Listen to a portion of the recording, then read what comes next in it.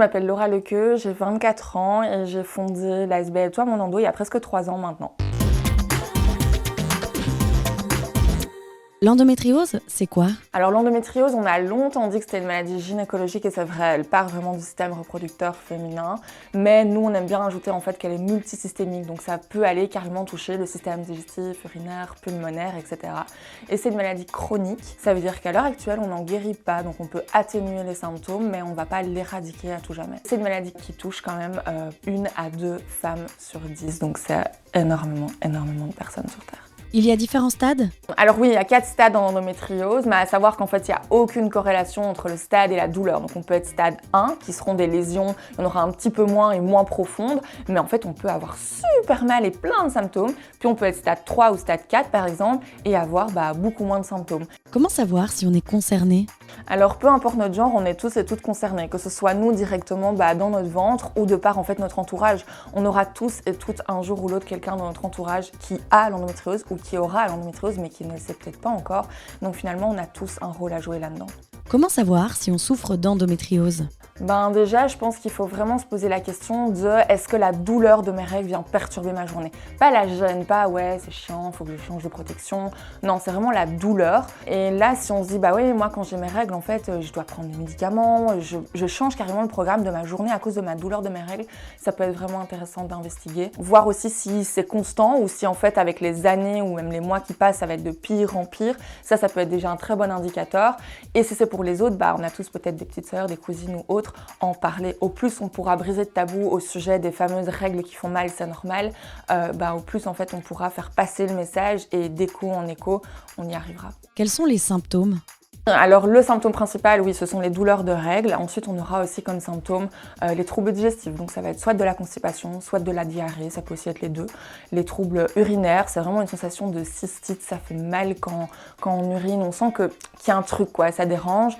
Aussi les douleurs pendant les rapports sexuels ou après un rapport sexuel, les règles abondantes, l'infertilité, et je pense que c'est déjà pas mal. C'est pas du tout une checklist. On peut avoir un symptôme et avoir l'endométriose, on peut en avoir 5 et avoir l'endométriose, tout comme on peut en avoir 0 et avoir l'endométriose. Parce que 10% des personnes atteintes d'endométriose en fait sont asymptomatiques. Comment obtenir un diagnostic ? Alors l'endométriose, on va généralement la diagnostiquer soit par échographie endovaginale ou sur le ventre, soit aussi par IRM, mais en fait il faut savoir que ces 2 examens-là peuvent être complètement parfaits et on peut quand même avoir l'endométriose.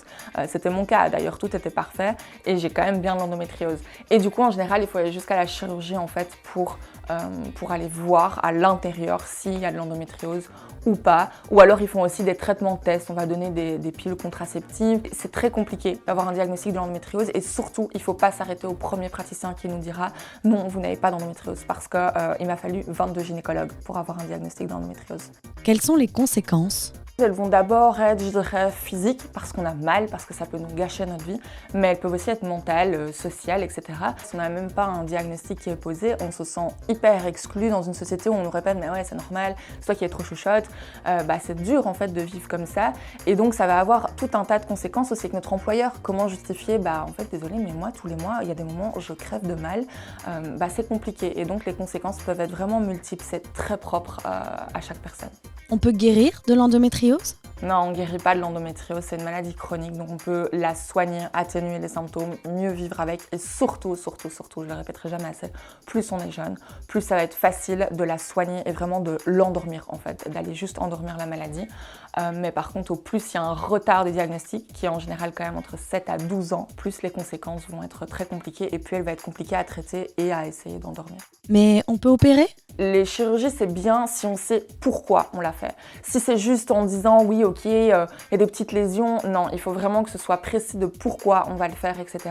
Parce que les conséquences peuvent être très, très compliquées. Ça représente un certain coût, non ? Oui, du coup, en fait, ils ont fait une étude et il y a quand même un chiffre assez interpellant qui en ressort. L'endométriose coûterait 9 790 et quelques euros par an à une femme qui a atteint d'endométriose. Est-ce qu'on a d'office des problèmes de fertilité ? Non, l'infertilité, elle va toucher 40% des femmes atteintes d'endométriose, mais donc 60% n'auront pas de problème de fertilité. Et dans les 40% qui sont atteintes, en général, elles vont bien pouvoir être aidées par la PMA, donc la procréation médicalement assistée. Comment apaiser les douleurs ? Je dirais que c'est très propre à chaque personne parce qu'on a toutes des symptômes différents. Donc c'est très compliqué, il n'y a pas la formule magique. J'aimerais bien l'avoir et la partager, mais il n'y en a pas. Je pense qu'il faut en fait trouver ce qui nous fait du bien. Et tant que ça nous fait du bien, c'est à faire. Quel est l'impact des traitements sur les personnes transgenres qui sont sous traitement hormonal? Alors par exemple, dans le cadre en fait, d'un traitement féminisant, c'est quelque chose qui n'est pas encore étudié et qui se sait vraiment pas beaucoup, et donc c'est super important d'en parler. Mais en fait, il se peut que prendre du coup des œstrogènes vienne en fait donner, on va dire ça comme ça, l'endométriose. Pareil, dans le cadre d'un traitement masculinisant, du coup, quid en fait un peu de cette question de la testostérone, est-ce qu'elle va venir interférer avec les traitements de l'endométriose qui vont plutôt être des pilules contraceptives, donc des œstrogènes, des progestatifs et autres. On ne sait pas ce qui se passe. Voilà, on a fait la demande auprès de la Belgique pour avoir un subside pour pouvoir se pencher sur la question. On nous a refusé ça très gentiment, donc si jamais, n'hésitez pas. Un dernier conseil?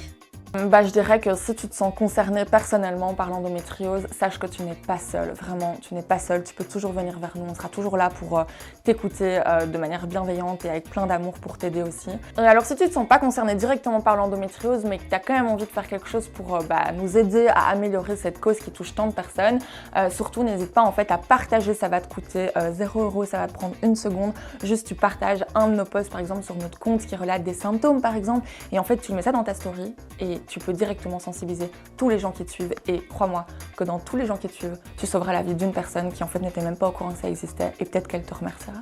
Moulfit, abonne-toi.